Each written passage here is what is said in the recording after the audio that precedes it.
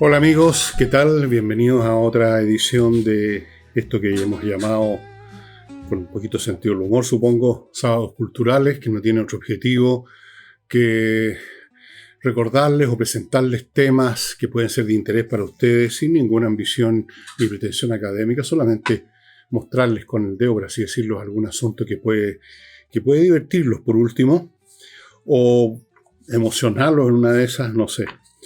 Y el día de hoy vamos a tratar sobre las catástrofes porque quizás si ustedes vieron el programa de ayer, recordarán que partí el programa hablando de la alarmante situación que se vive en la relación entre la India y Pakistán.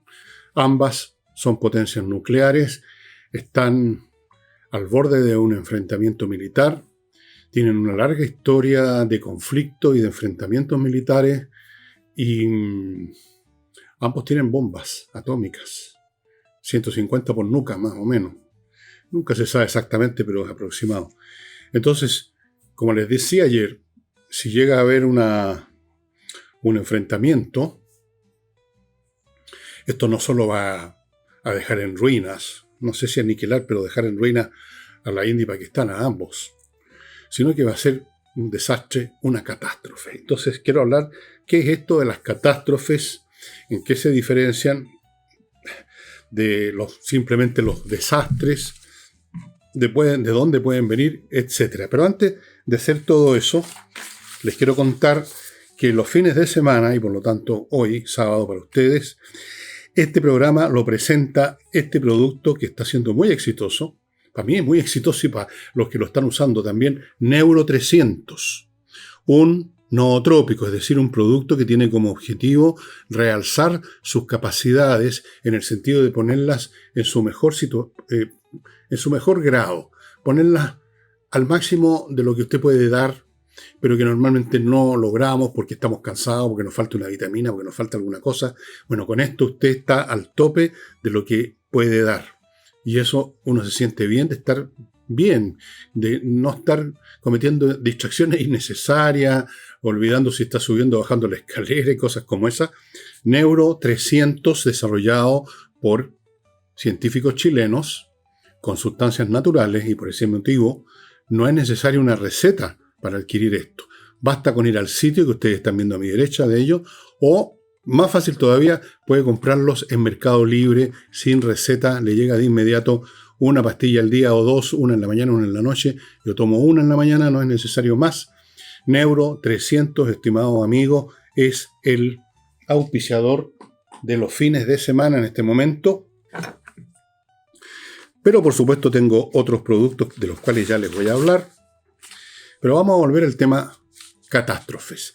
La palabra catástrofes, como ustedes quizás adivinan, de algún modo, es una palabra de origen griego, es catástrofe, que significa, bueno, era el nombre que se le daba a el último acto de una obra que terminaba más o menos mal. Catástrofe.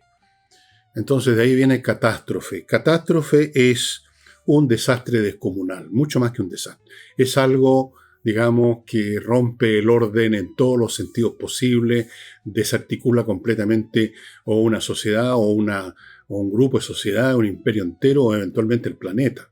Una catástrofe es el máximo del mal que nos pueda ocurrir.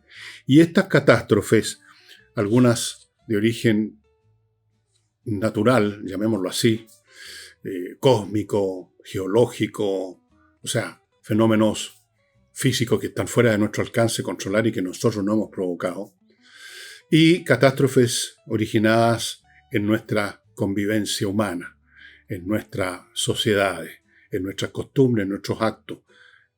Hay catástrofes también ahí, y hay montones.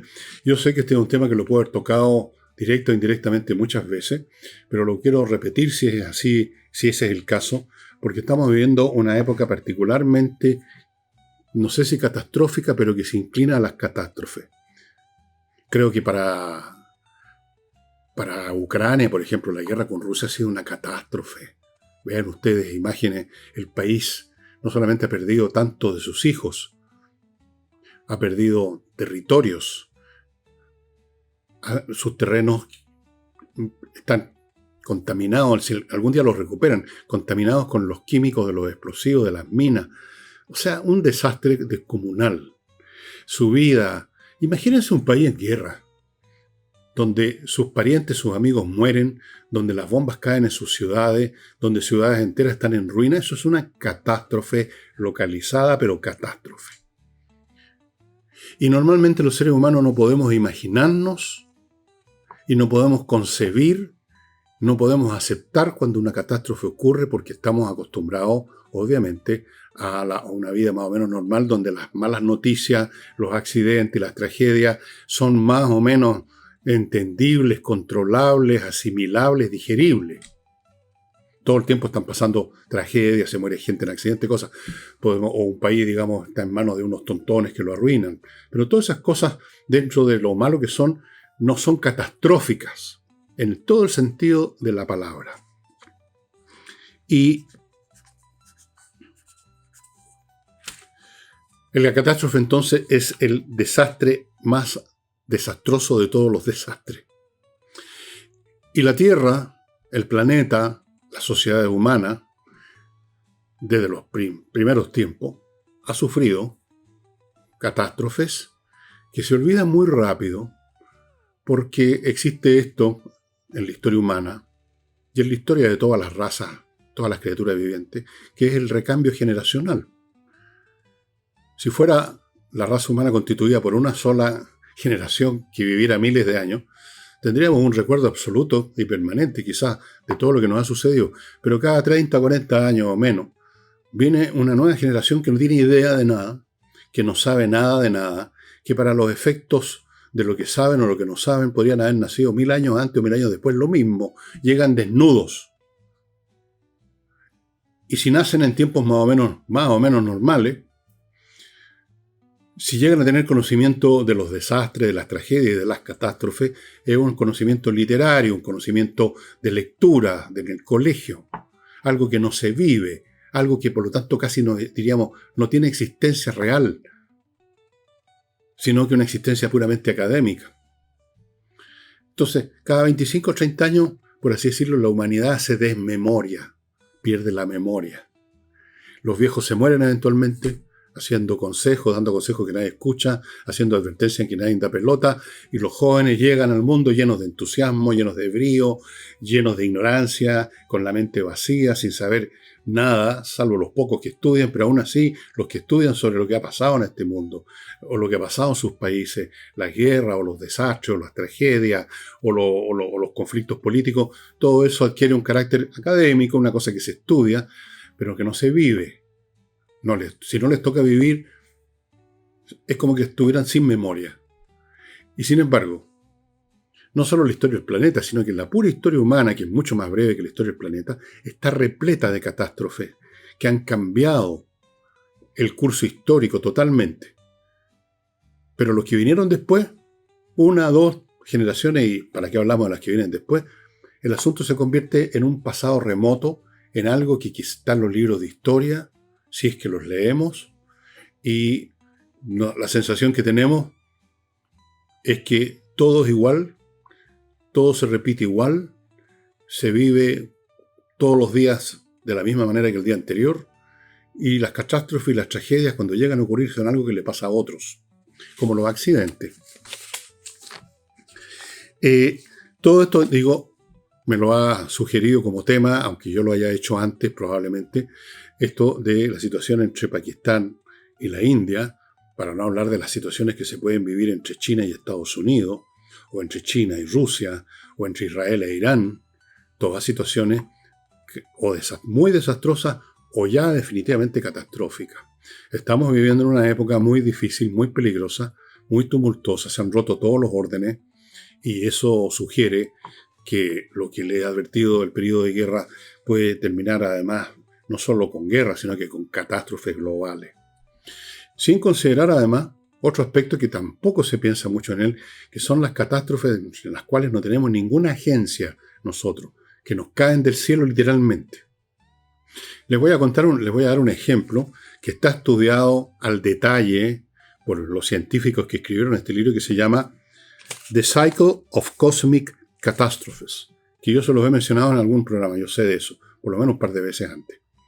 Este libro fue escrito por científicos Richard Firestone, Allen West y un señor que se llama Simon Barwick Smith. ¿Y qué es lo que investigaron? Y el libro es un detalladísimo recuento de todo lo que investigaron en todos los planos, como geología, química de suelo, millones de cosas. El libro está disponible, entre paréntesis, en Amazon. Yo lo bajé, lo tengo en Kindle. Bueno, hace unos 20 o 15.000 años, no me acuerdo la fecha, pero muy en el pasado. Antes de nuestras civilizaciones, antes de los egipcios, etc. En algún lugar, la Tierra recibió el impacto de una onda de radiación de una supernova que estalló no sé cuántos millones de años atrás, pero eventualmente su onda, propagándose a lo largo del espacio, a lo largo y ancho del espacio, a lo largo de millones de años para nosotros, tarde o temprano llegó a la Tierra. Impactó a la Tierra y liquidó unas culturas humanas que se estaban desarrollando en lo que ahora es el sur de Estados Unidos, más o menos en la zona de Texas, Arizona, por ahí. Nuevo México. Había una cultura, los arqueólogos, los antropólogos llaman cultura a una sociedad que ya tiene cierto desarrollo, algún desarrollo tecnológico, cultural, en términos de artefactos, costumbres, organización social. Lo llaman cultura, civilización es algo más complicado. Bueno, había una cultura en esa zona que fue la parte de la Tierra que recibió el impacto directo porque les tocó, la Tierra gira sobre sí misma, rota, y le tocó a esa parte recibir el impacto, digamos, de frentón, y fue aniquilada. Fue aniquilada. Fue aniquilada porque fueron aniquilados sus miembros de esa. La cultura desaparece si desaparecen los cultores, digámoslo así. Y hubo otra serie de daños en el mundo animal, tremendos, que significaron, como le digo, el fin de una entera cultura. No hace tanto, pongámosle usted 20.000 años atrás, por un evento que se había originado en algún lugar del universo, en nuestra galaxia, millones de años atrás. Tal como en este momento para nosotros, puede estar pasando algo parecido, y dentro de 50 años, dentro de 100 años, dentro de 10.000 años, si es que todavía existe la raza humana, vamos a recibir un impacto. Y dicho sea de paso, ustedes sabrán quizás que hay una estrella que no está tan lejos, está como, no sé, a mucha distancia, años luz. La estrella Betelgeuse se escribe,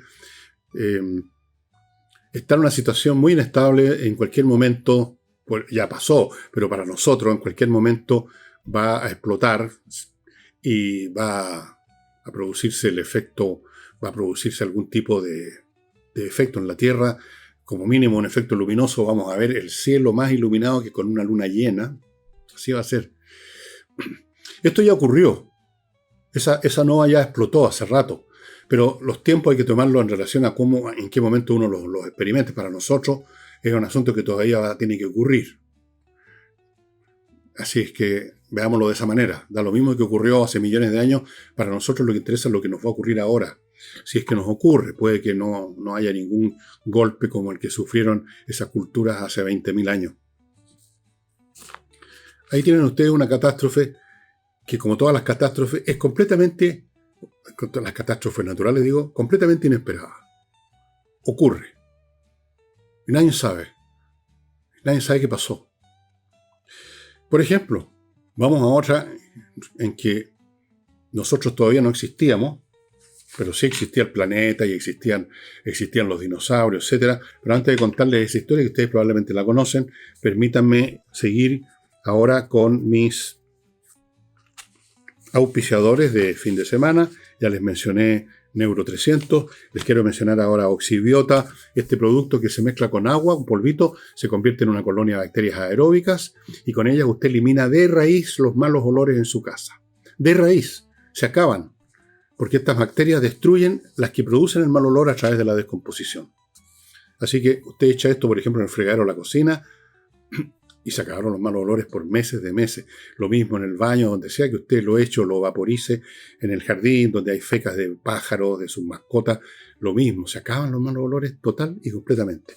Continúo con el suplemento Vito, a propósito de mascotas. Este es un suplemento para el alimento que usted le da a las mascotas, probablemente es un pellet, pero un pellet normal. Bueno, con una cucharadita de este suplemento Vito se convierte en un super pellet, en un pellet premium, que lo va a dejar a su mascota en mejor estado de salud, contento, todos contentos, menos visitas al veterinario que es caro, etcétera. Suplemento Vito se obtiene en el sitio de ellos que ustedes están viendo acá, y también en cualquier mascotería los tienen.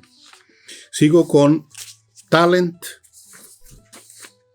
Perdón, estoy con un problemita aquí. Talent One HRC, que es una consultoría estratégica para personas y empresas, para buscar los mejores colaboradores, cazadores de talento para su empresa a nivel técnico profesional y gerencial. Capacitan equipos. Se ofrece un apoyo para el desarrollo de líderes. En otras palabras, una empresa que prepara a su personal en los niveles altos para optimizar su funcionamiento y que busca personal para usted para que cuente con la mejor gente. Ojo que hoy en día no es fácil encontrar, y si uno contrata a la persona equivocada, después es un lío deshacerse de los contratos. Ustedes saben lo dificultoso. Los empleadores saben lo dificultoso que es deshacerse de alguien que no les sirve. Vienen las demandas, lo acusan de 20.000 cosas. Entonces hay que saber elegir de un principio. Así es que pónganse en contacto con Talent One HRC.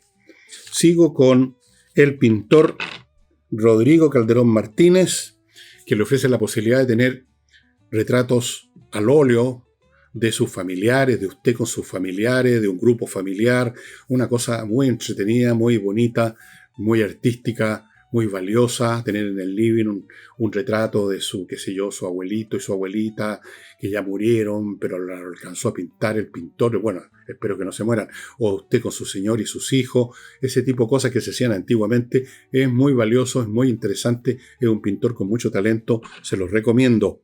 Lo ubican en las direcciones que ustedes están viendo y que yo no alcanzo a ver. Bueno. Hace 66 millones de años, un enorme asteroide golpeó la Tierra y el impacto era muy grande y el impacto liquidó a los dinosaurios. No porque les pegara justo a los dinosaurios que estaban ahí, bueno, algunos estarían por ahí o cerca de ahí y murieron por el impacto, por el calor, por la onda expansiva, pero en general lo que sucedió es que cuando se produce un impacto de gran calibre de un asteroide, el planeta entero sufre efectos por ejemplo, la cantidad de material que queda en la atmósfera, que impide el paso del sol o lo dificulta mucho. Eso pone fin a la vida vegetal. Los animales no tienen de qué alimentarse, los herbívoros. Sin herbívoros también se mueren los carnívoros, que ya no tienen a quién comerse. Se produce un desplome de toda la cadena alimenticia, porque en el aire está saturado por años, con material como cubierto todo. Es como un invierno nuclear, solo que en este caso no es nuclear. Y eso fue lo que pasó hace 66 millones de años. El asteroide cayó en la península de Yucatán, eso está en México, y las huellas del impacto están, por supuesto, ahí, no sé si a la vista, no conozco bien el lugar, pero ahí fue donde impactó. Han habido muchos impactos de distinto calibre. En la historia reciente, ustedes recordarán, el de Tunguska, en Siberia, era un aerolito muchísimo más pequeño que el que liquidó a los dinosaurios y no alcanzó a pegar contra el suelo, sino que se desintegró con una explosión a cierta altura, pongamos medio kilómetro, 500 metros, algo así, pero el pencazo, la onda de choque, la onda expansiva, destruyó, aplastó, como quien pisa el pasto, cientos de hectáreas de bosques. Si esto hubiera caído en una ciudad, aniquila una ciudad completa.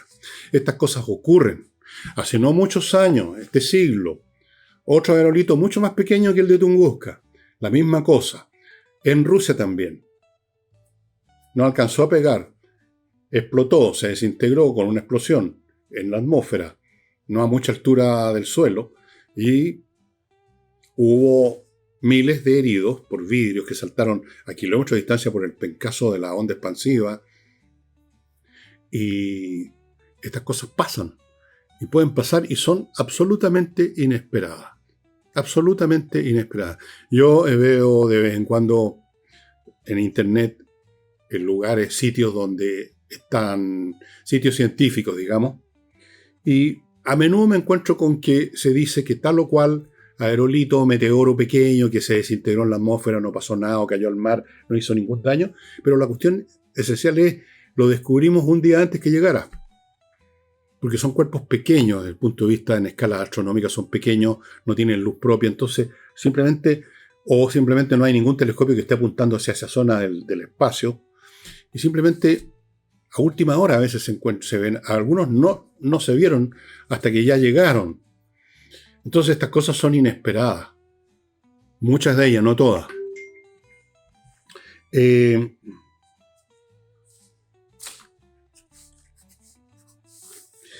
Lo de Tunguska fue en el año 1906, creo, algo así. Y dejó la crema. Después tenemos otro evento inesperado, catastrófico, que todos conocen, se han hecho muchas películas, series, que fue la erupción del volcán Vesubio en el año 79 después de Cristo, que destruyó Pompeya. O sea, más que destruirla, la dejó enterrada bajo cenizas.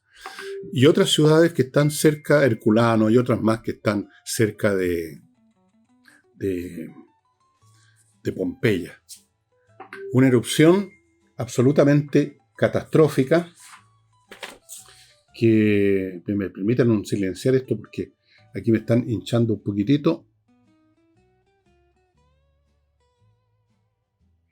Me están haciendo llamados.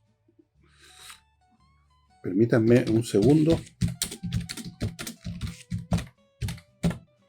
Ya.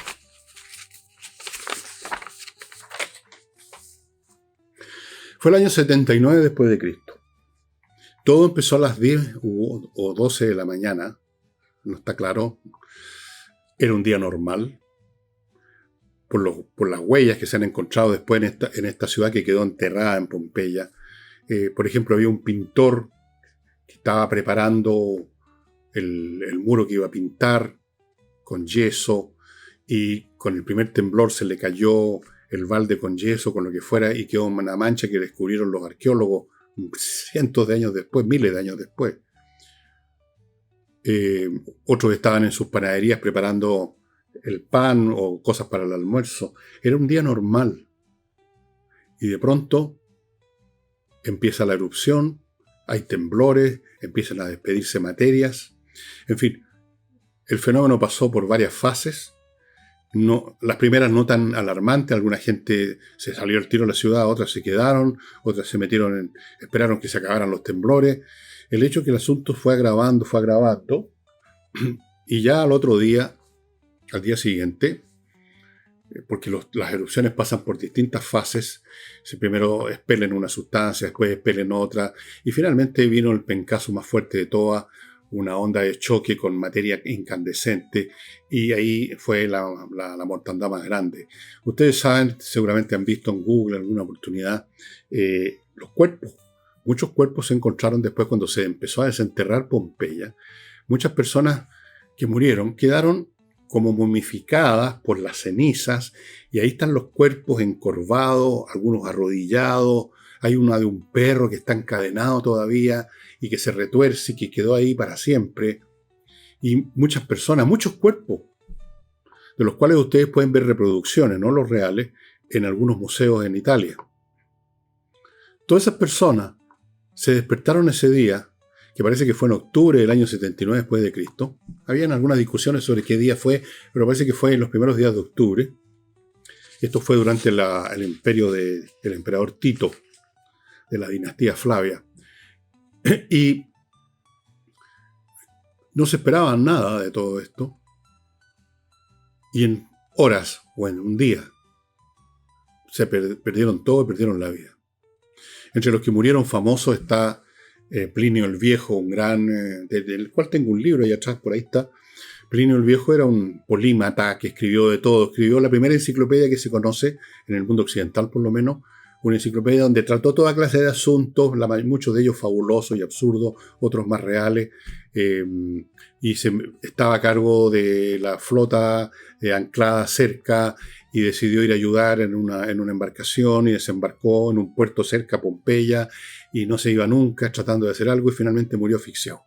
Plinio el Viejo, que era el tío de otro polímata que se llama Plinio el Joven, por eso les pusieron eso, el viejo y el joven.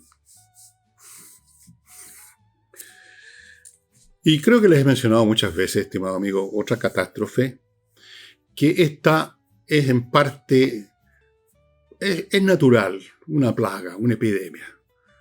No salió de un laboratorio, estamos hablando del siglo XIV. No había laboratorios fabricando virus, haciendo cosas raras para convertirlas en armas biológicas.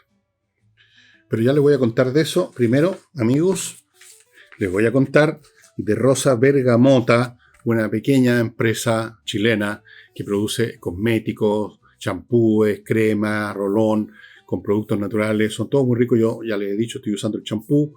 Mi mujer usa también unas fragancias muy ricas, terapéuticas, que calman las picazones, cualquier cosa. Hay cremitas, un montón de cosas que usted puede comprar de a una o en cajas donde vienen varios de estos productos en rosabergamota.cl. Si usted dice que conoció de esta empresa por este programa, le van a dar un 10% de descuento. Continúo con el arquitecto Diego Sándor, que los está esperando en la región de los lagos para construir o remodelar con un estilo arquitectónico que solo Diego tiene y que ustedes han visto fotos y espero ver más adelante de las fachadas distintas, los interiores extraordinarios que ha diseñado y que además él ayuda a construir porque se mete en la construcción, no se queda en su oficina haciendo otros planos, va a la construcción y está todo el día ahí con los viejos produciendo, construyendo. Diego Sándor. Sigo con mki.cl, que es una empresa dedicada a crear estrategias para capturar y crear demanda para las industrias. Las industrias tienen que no solamente dar a conocer sus productos, que existen sus productos, sino que tienen que crear la necesidad. Esa es la cuestión de la venta, ese es el secreto de la venta, es crear la necesidad. Y MKI Industrial, que ustedes ubican en mki.cl, se especializa en el marketing industrial, comprendiendo primero a fondo la industria, qué es lo que usted crea, cuáles son las bondades de su producto, y crea campañas de marketing que a su vez crean la necesidad, que generan la demanda y las ventas. De eso se trata, ¿no? De eso se trata.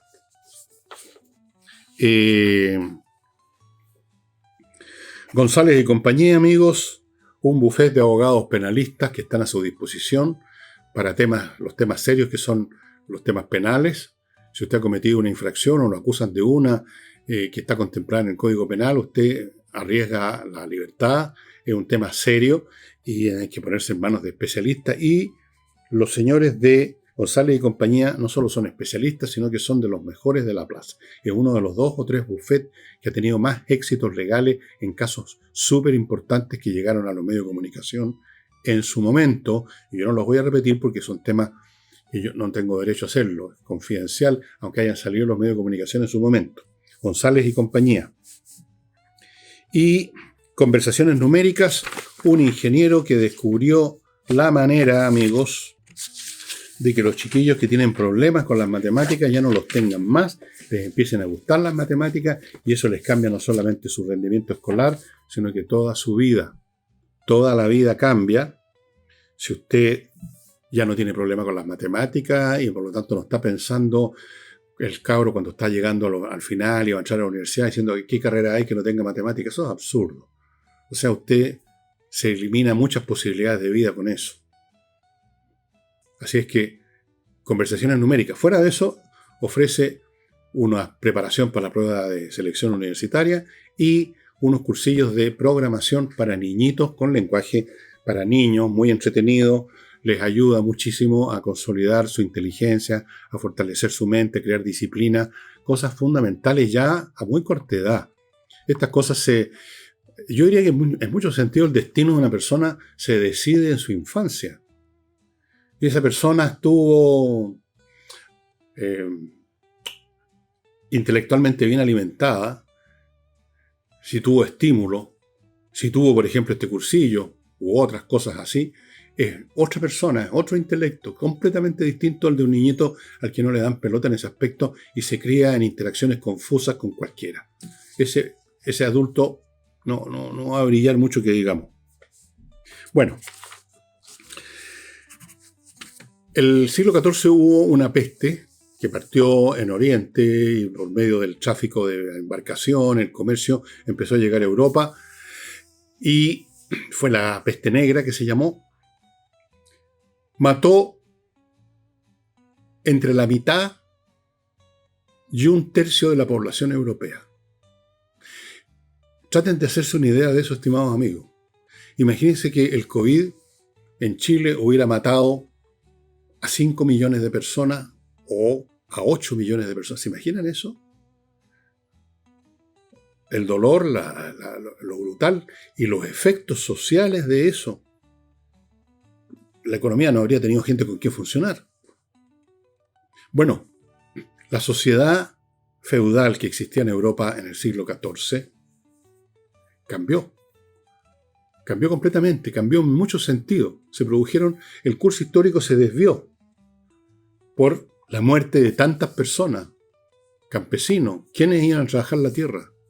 ¿Cómo se les podía convocar a los sobrevivientes si no era dándoles más derechos de los que tenían antes? Más prestaciones, más granjerías. En otras partes el efecto fue al revés. Se oprimió más a los pocos que quedaban para que compensaran los que habían muerto. En fin, hubo un montón de efectos sociales y políticos derivados de esta catástrofe, porque aquí estamos hablando de una catástrofe. Esto no fue una epidemia como el COVID. Esto fue una catástrofe, un tercio o la mitad. En algunas partes la mitad, en otras partes un tercio, y quizás en algunas partes más. Los cronistas de esa época que escribieron sobre lo que veían a su alrededor, cuentan de pueblos completos en que no había nadie ya, completamente muertos, muerto el pueblo completo, villas abandonadas, campos abandonados, nadie ordeñando las vacas que mugían con las ubres hinchadas, o sea, un desastre, la gente muriendo en las calles.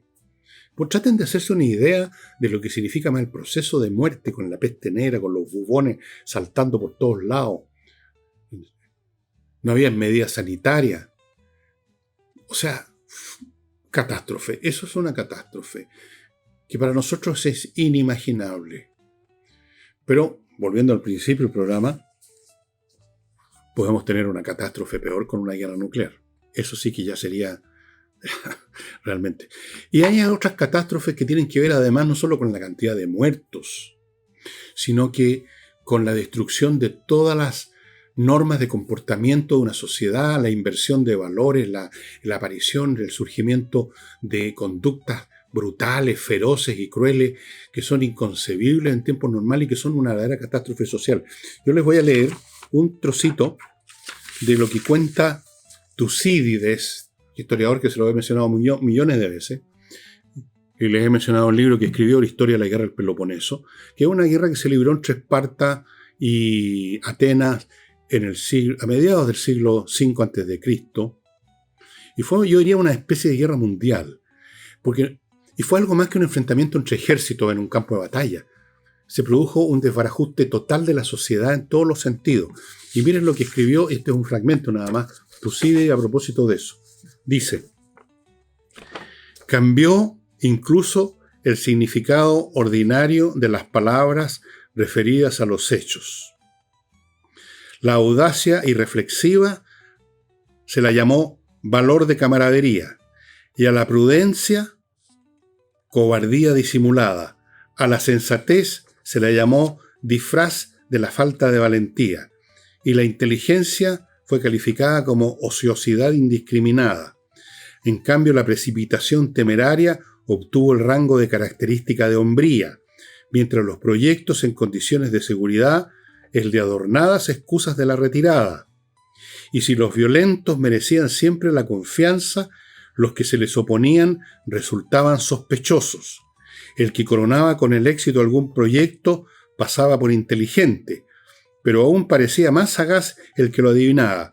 En cambio, el que hacía sus previsiones para no tener que acudir a esos procedimientos pasaba por traidor a su partido y cobarde ante los enemigos. Sencillamente se elogiaba al que se adelantaba a otro en realizar alguna fechoría, y también al que incitaba a hacerlas frente a quien no había pensado en ello. Por supuesto, el parentesco se convirtió en un vínculo menos fuerte que el partido político por la mayor disposición que aquí se daba a mostrarse osado con el menor motivo, pues tales asociaciones no se movían de acuerdo con las leyes en vigor tendientes al bien público, sino con ánimo de prepotencia contra ellas.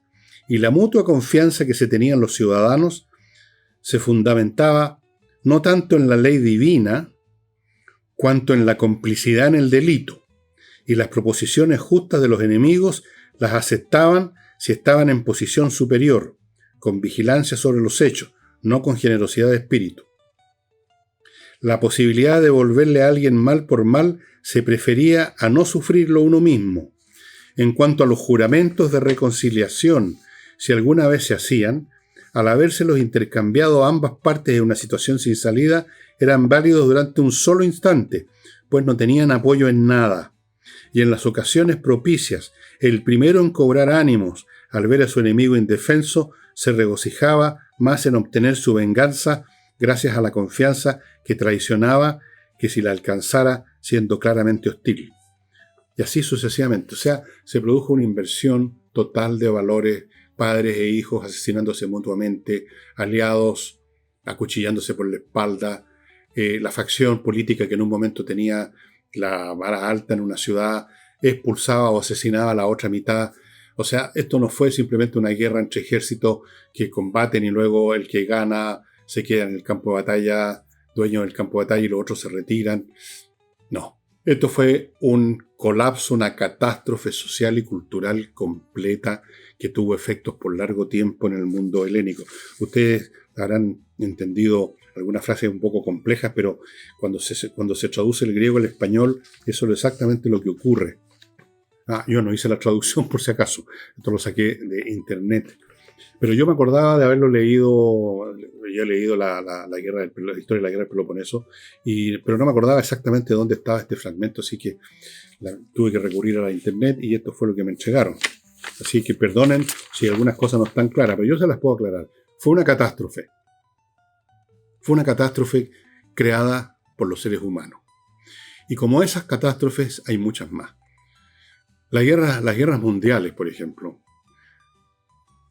Uno lee las cifras y pues pasa otra cosa, pero traten de imaginar, por favor, por un momento, la guerra en las trincheras en 1916 o 1915, hundidos hasta el cogote, en barro, en mierda, esperando la granada que los va a hacer pedazos, rodeados de cadáveres en distintos estados de descomposición, el paraje talado, no queda un árbol en pie, todo lo que hay son explosiones y ratas engordando, comiéndose los cadáveres. Traten de imaginarse eso.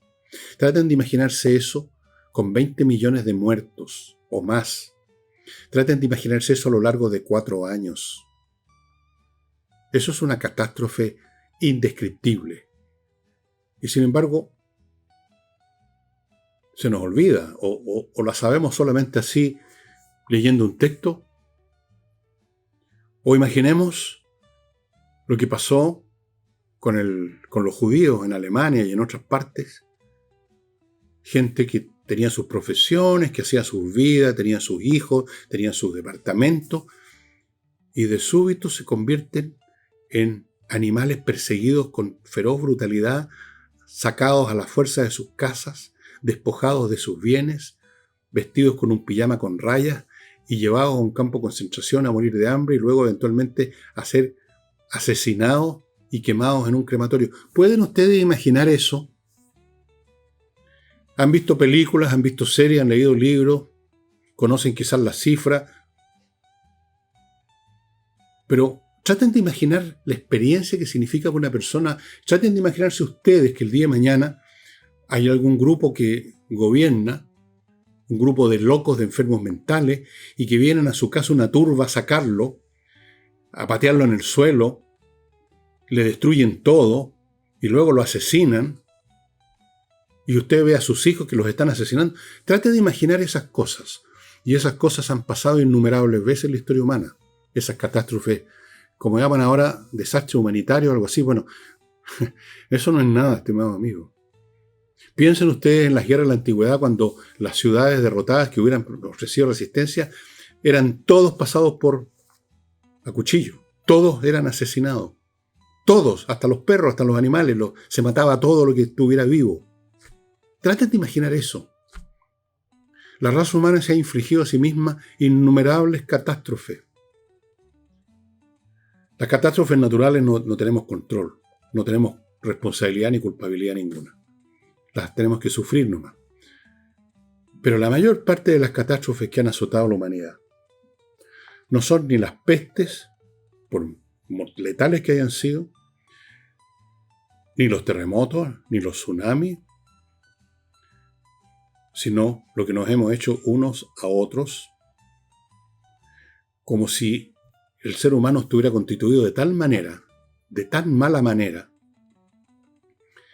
que a la primera oportunidad brota la ira, brota el odio y se desencadena la violencia y se desencadenan las torturas y las matanzas, pues, los genocidios.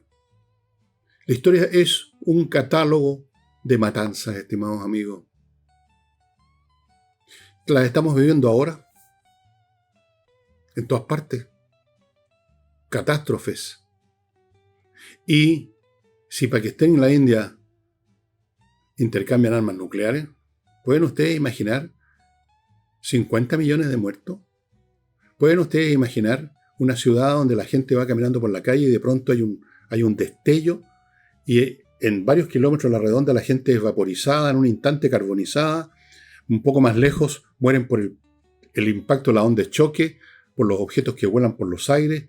Más lejos mueren por la radiación, mueren con horribles dolores al cabo de unos días. Otros más lejos quedan contaminados y mueren de cáncer a los meses. Todo destruido. Otros mueren de hambre porque no hay alimento, porque no hay nada. ¿Pueden ustedes imaginar eso?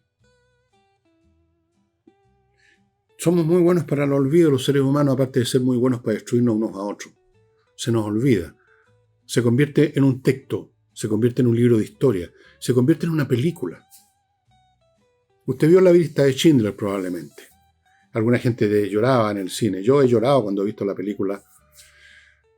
Pero ¿qué es eso, al final de cuentas, comparado con lo que vivieron esas personas?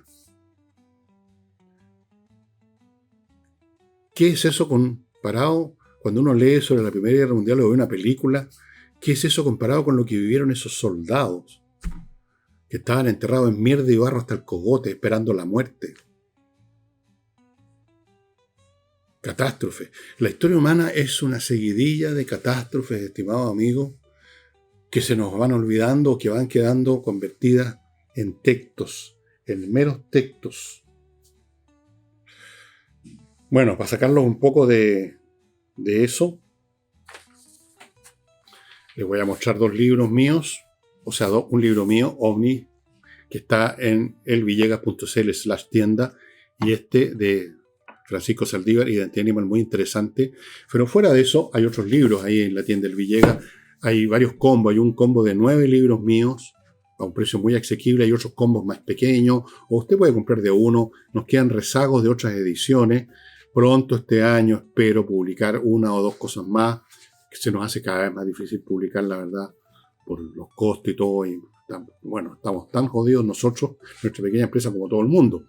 Pero vamos a intentarlo. Pero mientras tanto, esto muy entretenido, amigos, se los juro que es muy entretenido, y esto muy interesante también, aparte de entretenido. Y el libro, que no es ni mío ni del señor Saldívar, que les quería mostrar ayer y que finalmente les mostré y les leí un poema de Nicanor Parra, es este libro que está disponible, Talleyrand, de Duff Cooper, que fue un historiador muy interesante, padre de otro historiador también, John Julius Norwich. Talleyrand es el personaje político más interesante, a mi juicio, y más inteligente de finales del siglo XVIII y principios del XIX. Este hombre, que además era bastante inescrupuloso y se forró los bolsillos con todos los gobiernos, pero al mismo tiempo sirvió a esos gobiernos, sirvió a Francia.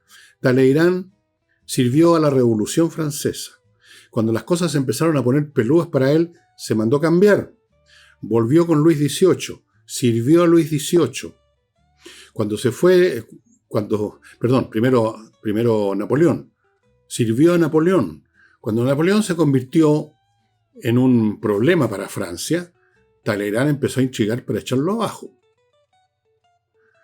Después, cuando llegó la Restauración con Luis XVIII, sirvió a Luis XVIII. Y murió casi en olor a santidad en su castillo, comprado con los bienes que se metió al bolsillo. Ustedes dirán, bueno, ¿qué tiene de interesante un personaje así? Es súper interesante. El hombre, uno de los hombres más inteligentes que ha tenido la historia política francesa. Mientras servía a los gobiernos que sirvió, los sirvió bien. Y él, cuando le echaron en cara alguna vez que había traicionado a Napoleón, que había traicionado a la Revolución, dijo una frase memorable, dijo: nunca he traicionado a nadie que no haya sido primero traicionada por Francia. O sea, que haya sido abandonada por Francia. En otras palabras, este personaje o este régimen se convirtió en disfuncional para Francia y entonces yo le doy la puñalada. Un hombre muy interesante, con una vida, con un cinismo, una inteligencia.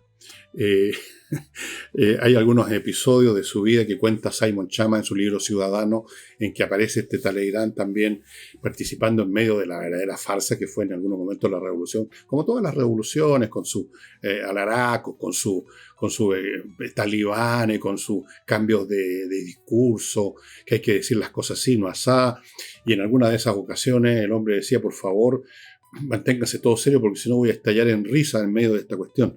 Bueno, Talleyrand, estimado amigo, un tipo enormemente interesante. Y este libro, esta biografía de él, no es la única, pero yo creo que una de las más sustantivas, una de las más jugosas. Conozcan a este personaje. Yo conocí un político chileno que tenía algo de Talleyrand en cuanto a su frialdad total en el primer gobierno de la Concertación. Adivinen quién es. No es Patricio Aylwin. Un hombre frío, racional. No se metió nada al bolsillo, ni hizo ninguna de esas trapacerías de Talleyrand, pero tenía mucho de ese espíritu práctico, absolutamente una mente clara. Adivinen quién es.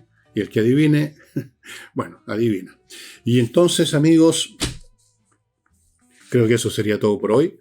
En una de esas mañanas les cuento de este personaje, ya que los domingos ahora estoy haciendo, no sé si Talleyrand, pero voy a buscar un personaje también que sea particular, no tan importante quizás, pero este fue muy importante, pero además curioso, entretenido, que produce amor y odio al mismo tiempo. Bueno, nos vemos mañana, espero. Chao.